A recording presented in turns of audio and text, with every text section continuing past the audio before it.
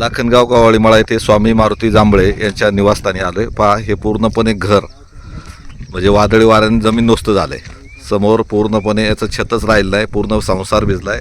मोठ्या प्रमाणात धान्य, संसारोपयोगी वस्तू जे आवश्यक असतं, समजा फ्रीज आहे किंवा बाकीचं आहे, तर पूर्णपणे सिमेंट ठोकळ्यात बांधलेलं घर हे जमीनदोस्त झाले. त्यांचं मोठ्या प्रमाणात नुकसान झाल्याचं दिसून येत आहे. काय कधी घटना घडली, काय झाले? काल 4 वाजता. हा, काय झालं, कसं झालं? 4 वाजता पाऊस वारं आल्यामुळं हे घर सगळं पत्र उडून गेलं. गायांचे याच्यावरले पत्रे उडून गेले. हा, आणि घरामध्ये अन्नधान्य त्यातनं सगळं भिजून गेले. सगळं किती रुपयाचं नुकसान झालं असं अंदाजे? मग परत हा, 5-6 लाख 5-6 लाखाचं नुकसान झालंय.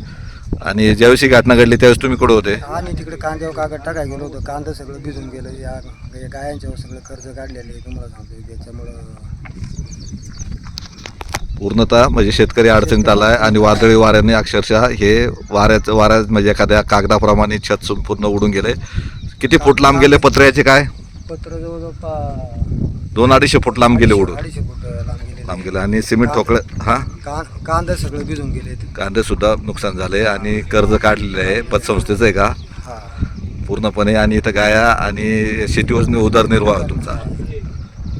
इथं बाकी लागलं नाही जनावरांना काय?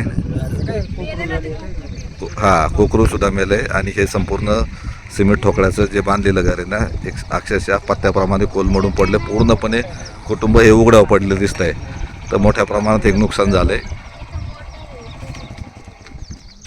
सिमेंट ठोकळे सुद्धा दूरवर उडून गेले. पत्रे तर गेले, पण एवढे सिमेंट ठोकळे एवढं मोठ्या प्रमाणात उडून गेल्याचं समोर दिसतं. ही मोटारसुद्धा इथं त्या सिमेंट ठोकळ्याखाली दबलेली आहे.